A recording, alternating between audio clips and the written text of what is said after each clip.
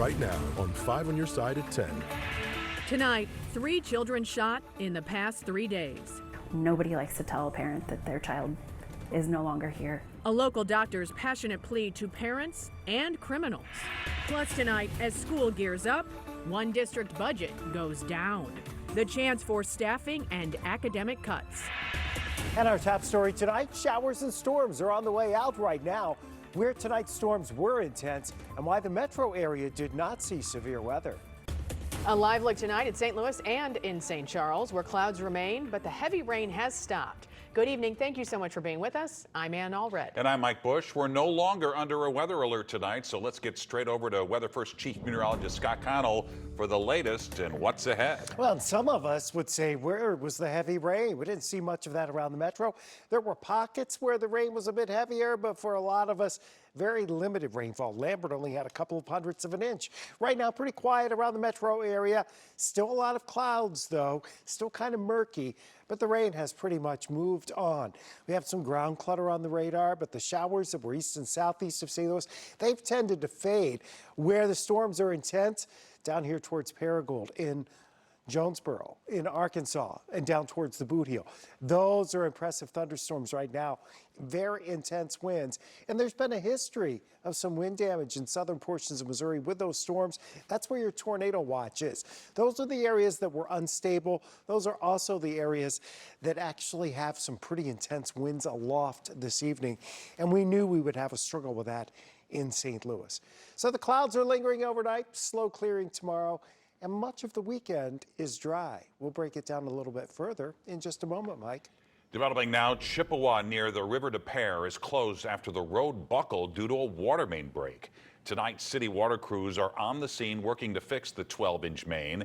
They're expected to work throughout the night. Officials tell us nearby businesses are without water, but no boil order has been issued. Tonight, a St. Louis doctor is on a mission to get parents to secure their firearms and for criminals to put the guns down. It comes after 3 children were shot in our area in just the last 3 days. New tonight, our Brent Solomon is just back from talking with that pediatrician. Brent? And she works in the emergency room and sees the tragedies no one wants to see. Tonight, a 9-year-old is lucky to be alive after being shot in the arm today. It follows days of shootings where the childhood victims didn't make it. Like that, I lost my mama to gun violence. Mama was shot in her head in front of me and my little brother. It's why Doriana Jefferson holds her 6-month-old son Kingston tight night after night. She doesn't keep a gun at home. He's 6 months. Sooner or later, he's gonna be crawling and walking. He already getting into everything. I can't even think about it being him. In the past 3 days, 3 children impacted by gun violence. Wednesday, 9-year-old Jason Williams struck in the arm while inside his home in Glasgow Village. I just heard all gunshots, like pow, pow, like fireworks. They shot like 17 times, but for no reason. My daughter haven't did nothing to no one. Nobody. We don't even know why somebody would even come out here and shoot our house up. He survived. This week, a 7-year-old boy in Berkeley and a 5-year-old girl in Belleville did not. Police say the 7-year-old shot himself when he found a loaded gun after being left alone in his grandfather's truck. Children are tricky and they get into everything, and so just keeping a gun hidden is not an effective way. So a gun should always have a lock on it and then kept separately from the ammunition itself. Dr. Megan Rainey of Cardinal Glennon sees too many young victims in the ER. She's urging parents to get a gun lock. Her hospital gives them away for free. 14% of the gunshot wounds that we see are unintentional, and then 50% of those that were seen in 2022 were under the age of 5. It's just sad for somebody to lose an innocent child to something that had nothing to do with them. Those gun locks are available in the waiting room at SSM Health's emergency rooms and pediatric clinics. Officials are also starting to deliver them to area fire stations for people who may not be able to get to the hospital. Tonight, some parents in the Fox C6 school district are worried after voters shot down a proposed tax levy increase. 5 on your side's Laura Barczewski is live tonight at Fox High School, and parents she talked to say the tax hike was necessary to keep the district going. Laura. Yes, they feel it was, Mike, and this tax increase would have been the first one for this school district in nearly 20 years, but only 18% of voters showed up to have a say in it. Parents in the Fox C6 school district say their kids are heading into yet another school year with inadequate funding for teachers and so much more. We had to let a lot of educators go last year. I think that we'll probably have to let more educators go. The proposed increase would have raised taxes by about $1 per $100 of assessed property value. I think I was looking at like $400 or $500 more a year in real estate taxes, and I'm a single mom. And yeah, it crossed my mind, but to me it was worth it. But to others, it wasn't. An organization called the Jeffco Patriots posted on their website urging voters to say no because they claim the school district is overspending and student enrollment is down. No one from the organization responded to our request for comment. The school district superintendent responded with a statement thanking parents and the community for their support, saying, quote, while over 34% of our community supported Prop I, our community has spoken and we respect their voice. And we've had a lot of things that have been deferred, a lot of deferred maintenance that's still even beyond what we see today in some of the updates. Parent and graduate of the district, Gina Presley, says they're now going to have even more fundraisers to keep things going and wants the community to get involved. Our students today, they'll become the next doctors of tomorrow, the next lawyers, the next teachers. The list can go on and on and on and on. And if we are not focused on developing them to want to come back like I did to our community, then our community will not be thriving. The next school board meeting is August 15th at 7 p.m. at Rickman Auditorium. And some parents are hoping for discussions about a proposition going on another ballot with more expected voter turnout. Reporting live in Jefferson County, Laura Barcheski, 5 on your side. Tonight, President Biden says he supports a Senate amendment to expand federal help to people sickened by radiation caused by the Manhattan Project. The president made the comments while in New Mexico today. That's where the nuclear bomb was tested during World War II. Radioactive material from the project was developed and dumped here in the St. Louis region. Last month, the U.S. Senate passed Missouri Senator Josh Hawley's amendment to the National Defense Authorization Act. It still needs approval from the House. Today marks 9 years since Michael Brown was shot and killed by a police officer. The teen's death led to days of protests in Ferguson and across the country.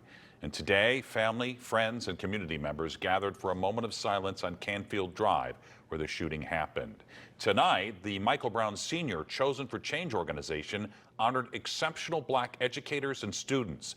The second annual Black Ball fundraiser and awards gala was held at the Ritz-Carlton. Brown's father started the organization to empower positive change in the community.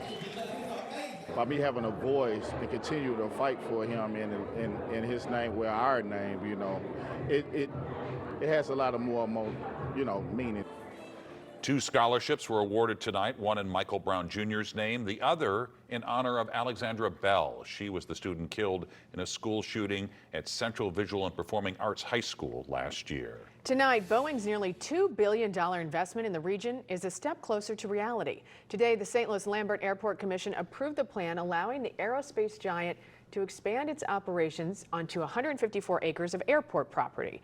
The expansion would create 500 new jobs, and Bowie's seeking tax breaks from St. Louis County. The plan also needs approval from the city of St. Louis. Summer break is almost over, hard to believe. Kids will soon be heading back to class. With inflation slowing down, some experts predict record-breaking back-to-school spending. New tonight, our Michelle Lee is helping make ends meet with some back-to-school savings. New school year, new expenses, and parents like Brandy Graham are shelling out more cash to send their kids back to class. I think the lists get longer and longer every year, but we go to public school, so it's worth every penny. According to a new Retail Me Not survey, the average American household will spend $1,498 on back-to-school supplies, electronics, and clothes. That's $251 more than last year's spending average. Just like with everything else that costs more, experts say parents can blame inflation. Jessica Allen is from the website Living Well, Spending Less. It adds up so fast. It's kind of like Christmas. We're buying 100 different things from 100 different vendors, and it's so easy to lose track. So the big question, what can you do to save money and avoid a back-to-school spending hangover? Crayons. Yes. Large crayons. Yes. Alan has 5 tips on how parents can save. 1, take inventory of what you already have, and then decide what you really need right now and put the rest on a wish list. 2, set a budget. We spend under $100. I think the best thing is we shop at Walmart. And we feel like they do a great job with great prices. You can also get your kids involved. The easiest way to do this is to give them the cash. This is a life skill. The budgeting is a life skill, and actually paying for items at the counter and interacting with the service staff. 3, buy in bulk. Brandy's a mother of 3. Each girl needs 4 Elmer glues, so we're getting the 12-pack. And hopefully we can save money that way. But going back to school shopping was one of my favorite memories growing up. So it's kind of like an event for us, and so we budget for that. Only one child to buy for? Split the cost with other parents, neighbors, or friends. 4, stretch those electronics a bit longer instead of splurging on new ones. Look into items that you can swap or pass down. Is there a graduated senior who no longer needs that graphing calculator? And finally, wait for the shopping rush to pass. Wait until your children get into their classes and see what the teacher is actually asking for. That's one tip where experts and the Grahams disagree. Again, we buy before because it is literally the most fun. We look forward to the day, and the girls get excited and woke up this morning and said, today's back to school shopping. So for us, it's a family event. While you're shopping for school supplies, don't forget teachers. Many retailers like Walmart offer classroom registries for teachers because, as we know, many teachers are spending out of their own pockets. Back to you.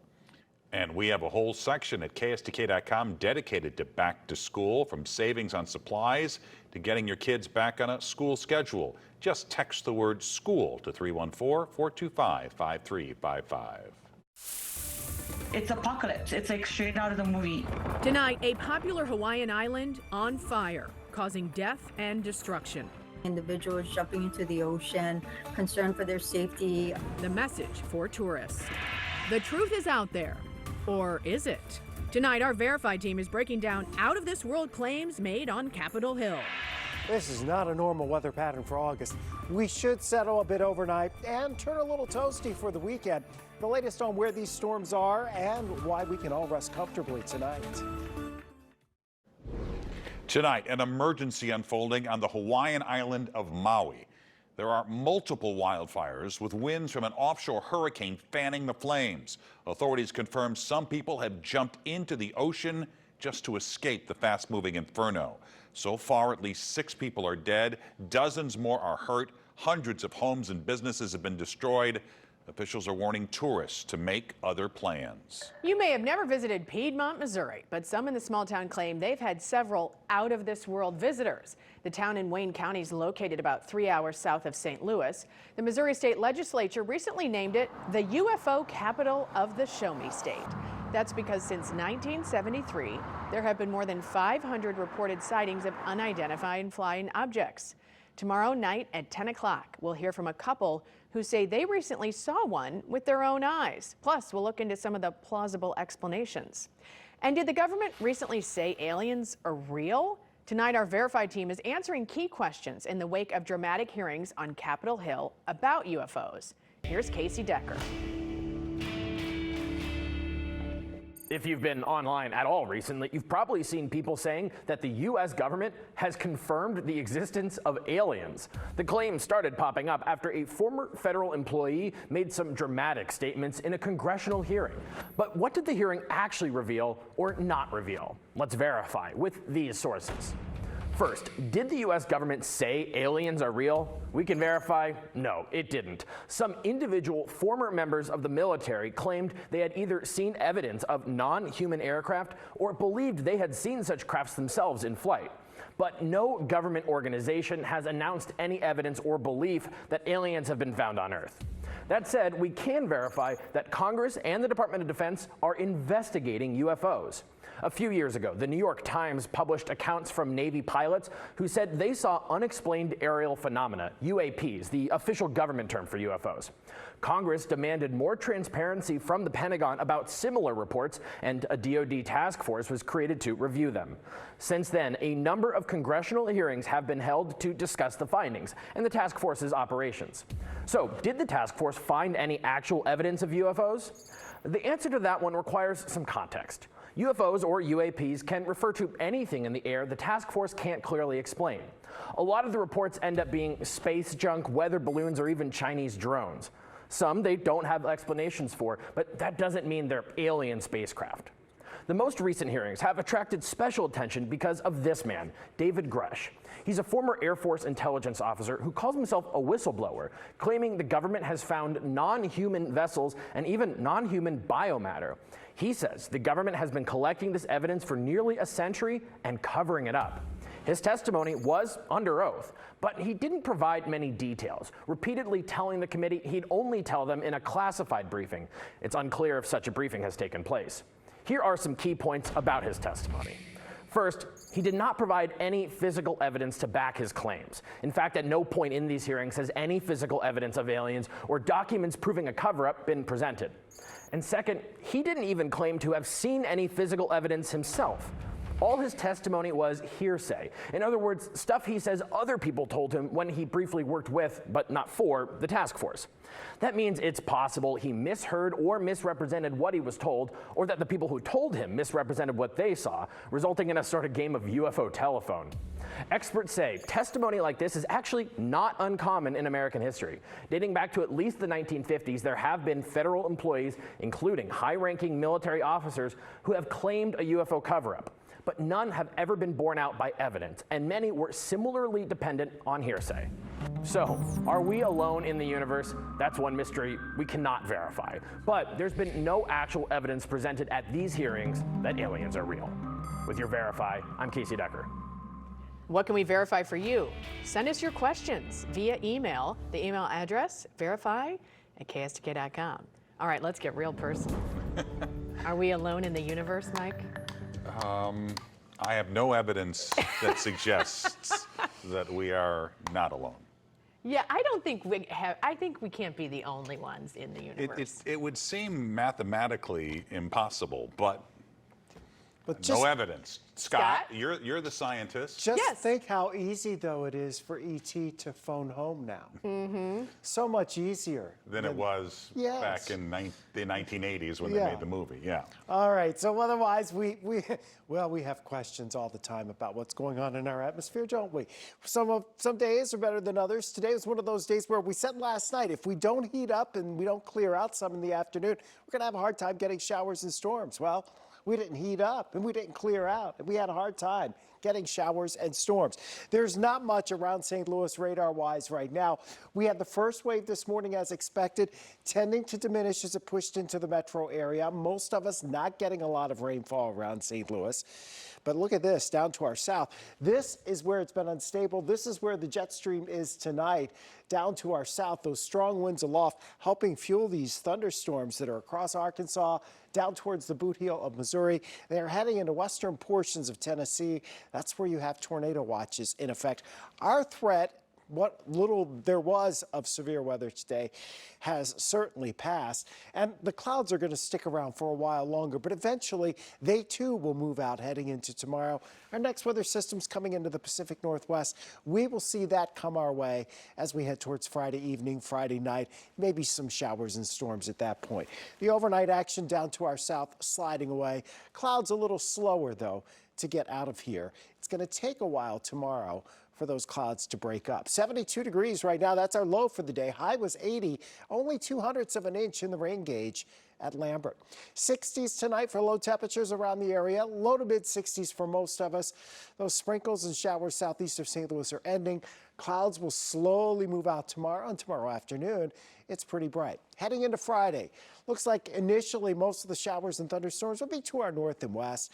We'll start out with temperatures around 70 in St. Louis, warming into the 80s by lunchtime, low 90s we think for highs. So it's a pretty steamy afternoon, and there is a system that will try to slide in here for Friday evening, Friday night.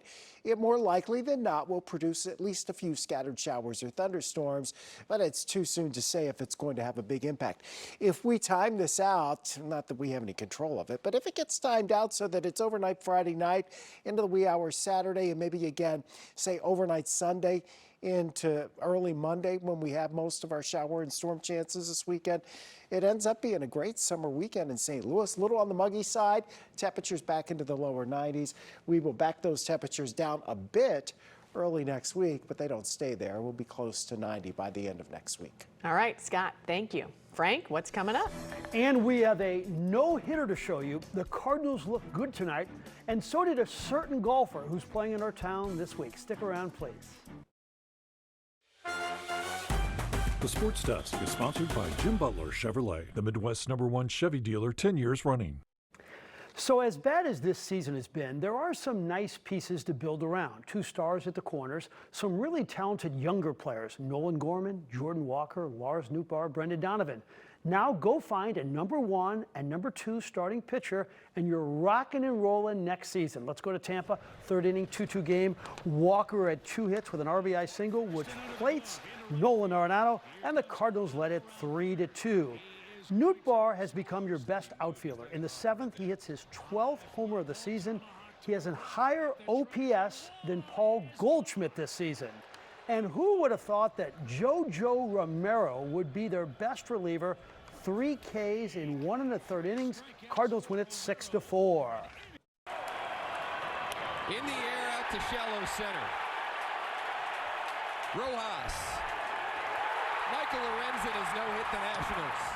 That was just his 2nd start for the Phillies for Lorenzen. His mom, his wife, and his baby daughter were in the stands for that final out. Really cool. This is 2. The Advocates Professional Golf Association has a tour stop this week in St. Louis at Glen Echo Country Club. The APGA provides opportunities for minorities. In fact, the winner of this event will play in a PGA event. I want you to take a look at one of the more fascinating figures. He's 40-year-old Kevin Hall. He has 2 wins and 4 top 5 finishes this year. He shot a 1 under 70 today. The 40-year-old former Big Ten champion is also deaf. Yes, Hall never gets to hear the sounds that come from crunching balls 270 yards. And he also has a message for kids with disabilities who want to play this sport. #1, don't ever let anyone tell you you can't do it. I've heard it all my life, here, there, everywhere. But say, I'm Kevin Hall, I know I can do this. Just because I can't hear, that doesn't mean I can't do anything. If I can, you can. That's my message. He doesn't look at himself as a profoundly deaf person. He looks at himself as a person who has opportunities, and he's going to take advantage of those opportunities. SLU basketball added another player. He's 6'2" guard Mike Meadows. He'll be a 6th-year senior. Over the last 3 seasons at Portland and Eastern Washington, he's averaging double figures. He shot 36% from 3. His father played for Travis Ford at Travis's first job at Campbellsville College. What an interesting Sports Plus we have for you this Sunday. The legends, Isaac Bruce and Troy Holt, and Billy Bush from the legendary Brewery family, talking everything from Cardinal baseball to polo to his fascinating family. Let's head to Priory High School for a look at the cutest collection of basketball players in the region. 188 of them were on hand for Bob McCormick's basketball camp, which he's been doing for 36 years. You're watching a fun shooting competition where all the kids really got into it. I love visiting with these future stars. So what will you be doing 15 years from now? Probably playing hockey or football. In the NFL or the NHL? You like to beat the boys though, right? Yeah. Are you better than most of the boys? Yeah. Would they agree with that? Yes. Are you better than most of the boys here? Yeah. Why? I have better form. Why do you love the camp? I just love like the amount of games you get to play and the breaks and the food is really good. It always gets back to the food. For Always kids. gets back to the food. Yeah. You got to ask the boys, are you better than the girls? I think they think that, but they're probably not. Those girls can really play. Equal opportunity. Yes. Frank, thanks. I can't believe it is butter. Thousands of sticks of butter turned into an utter amazement, where you can see it with your own eyes. The Missouri State Fair opens tomorrow in Sedalia. This year's fair features 10 days of live music, carnival rides, demonstrations, and competitions. St. Louis rapper Nelly will perform August 18th, 2 days before performing at the Illinois State Fair, which also kicks off tomorrow. And it wouldn't be the fair without the famous butter cow. Governor J.B. Pritzker was on hand for the unveiling today. So this butter cow is made with 500 pounds of unsalted butter. That, by the way, is 2,000 sticks. Both fairs, by the way, will run through August 20th. And there you have it. 5 on your side at 10. The Tonight Show starring Jimmy Fallon is next. Please start your day with Today in St. Louis beginning at 4 a.m. and have a great tomorrow.